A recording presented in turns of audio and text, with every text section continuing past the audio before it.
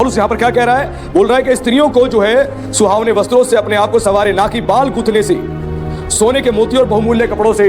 पौलुस ने इस बारे में कहा। और आज यही वचन जो है जब मसीह लोग सुनते हैं और पढ़ते हैं तो उनको लगता है कि ये वचन जो है पूरी तौर से हमें रिस्ट्रिक्टेड कर रहा है, या महिलाओं को केवल रिस्ट्रिक्टेड कर रहा है और महिलाओं के उनके अधिकार को छीन रहा है, महिलाओं के अधिकार को छीन रहा है। बाइबल किसी के अधिकार को नहीं छीनती है, आपको समझना है। बाइबल किसी के अधिकार को नहीं छीनती है। बाइबल पूरी तौर से परमेश्वर का वचन है और परमेश्वर की ओर से दी गई वो आज्ञा है, इसके अंदर जो मसीहों को माननी जरूरी है ताकि हम परमेश्वर की इच्छा पर चले। एक वचन और पढ़े, उसके लिए खोलेंगे पहला पतरस अध्याय 3 उसके पद 3 में क्या लिखा है?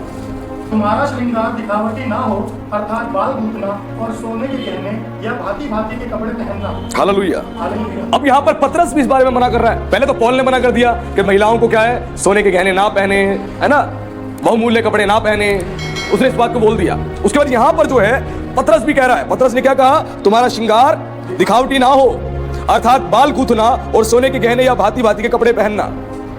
अब यहां पर पौल ने भी मना कर दिया और यहां पे पतरस ने भी मना कर दिया, दोनों लोगों ने मना कर दिया। लेकिन बाइबल में एक वचन है जिसमें लिखा है संपूर्ण पवित्र शास्त्र परमेश्वर की किस लिए? सिखाने के लिए, समझाने के लिए, धार्मिकता की शिक्षा के लिए लाभदायक है। सिखाने के लिए, समझाने के लिए, उपदेश देने के लिए और धार्मिकता की शिक्षा के लिए लाभदायक है। तो क्या केवल हम इन दो वचनों को पढ़ के ही इस बारे में पूरी तौर से हम इस चीज का निर्णय कर लें कि यहां पर पॉल जो है रिस्ट्रिक्टेड कर रहा है महिलाओं को ड्रेसेस पहनने के लिए या उनको ज्वेलरीज पहनने के लिए या मेकअप करने के लिए? या इस बात को हम समझ रहे इस तरीके से? नहीं, यहां पर जो है पॉल ने जो बातें बोली है उसको समझने के लिए हमें पूरा पवित्र शास्त्र जो है खंगालने की आवश्यकता है, उसको समझने की जरूरत है। और इस वचनों को जो मैंने आपको पढ़वाया, यही वचन जो है वो चर्चिस में आज इस वचनों को लेकर ही कंट्रोवर्सी हो चुकी है और महिलाएं जो है वो इस बात को नहीं समझ सकती ओके परमेश्वर ने ये बातें क्यों कही हैं। और जो कई प्रचारक है वो भी इन वचनों को या वचनों की समझ को नहीं रखते हैं अच्छे रीति से और लोगों को नहीं बताते, जिसकी वजह से लोग कंफ्यूजन में पड़े हुए हैं और इस विषय पर जल्दी से कोई प्रचार भी नहीं करता है, क्योंकि ये टॉपिक जितने हैं ये कंट्रोवर्सी वाले टॉपिक है। लेकिन हम इन वचनों को समझने के लिए, हमें समझने के लिए परमेश्वर की व्यवस्था को समझना पड़ेगा। क्या परमेश्वर ने कुछ रेस्ट्रिक्टेड किया था फैशन के विषय में? कुछ कहा था? क्योंकि जब परमेश्वर ने मूसा को व्यवस्था दी थी 3500 साल पहले, तो परमेश्वर ने कुछ चीजों के लिए रेस्ट्रिक्टेड किया था, उस समय मना किया था, जिसके बारे में हमें पढ़ना जरूरी है। और हम लोग खोलेंगे लय व्यवस्था अध्याय 19 उसके पद 27 को पढ़े, क्या लिखा है? अपने सिर में घेरा रखकर ना मुड़ाना। हालेलुया। अब यहां पर लिखा है अपने सिर में घेरा रखकर ना मुड़ाना। यह पहली चीज यहां पर बताई गई थी कि अपने सिर पर घेरा रख के नाम उड़ाना। परमेश्वर ने क्यों कहा था मूसा को? परमेश्वर ने क्यों मूसा को कहा था तू ऐसा ना करना? तो यहां पर जो है परमेश्वर ने क्यों मना किया था?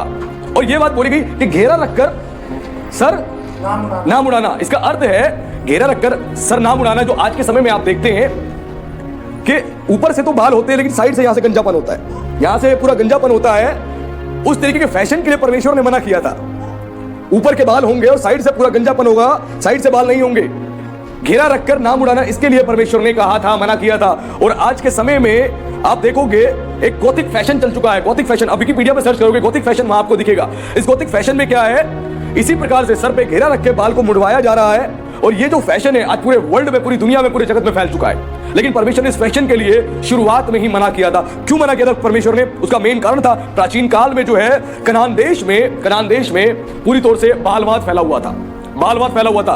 यानी कनान देश में उस समय पर जो प्राचीन जितने लोग थे उस समय पर वो सारे के सारे बाल को मानने वाले लोग थे, बाल देवता की उपासना करने वाले लोग थे। ये बाल देवता कौन था? या उनकी धार्मिक पुस्तकें हैं, उनको पढ़ते हैं तो आपको पता लगेगा ये बाल देवता जो था इसको अशेरा का पुत्र कहा गया है। समुद्र में से निकलने वाली अशेरा का पुत्र कहा गया है। और ये जितने लोग थे उस समय पर बाल को पूजने वाले, वो सारे के सारे क्या करते थे? बाल देवता की उपासना करते थे। ये वो सारे लोग थे, इस बारे में वहां पर बताया गया है। और ये बाल देवता के जो उपासक थे, इन सब ने अपने हेयर स्टाइल को ऐसा ही रखा हुआ था, क्योंकि बाल को पूजने वाले जो लोग थे वो शैतानी अपने हुलिये को भी बना के रखते थे। इस प्रकार का उनका फैशन था, इसीलिए परमेश्वर ने मना किया था। वो सर पे घेरा रखकर बाल को मुड़ाया करते थे। और आज गॉथिक फैशन में आप ऐसे ही देखोगे, केवल पुरुष नहीं, स्त्रियां भी साइड से यहां से वो गंजी हो जाती हैं और ऊपर के बाल रहते हैं। गॉथिक फैशन जो शैतानी फैशन है, जिसके लिए परमेश्वर ने शुरुआती समय में ही मना किया था। कोई आज की ये बात नहीं, परमेश्वर ने उसी समय इसको पूरी तौर से रिस्ट्रिक्टेड कर दिया था।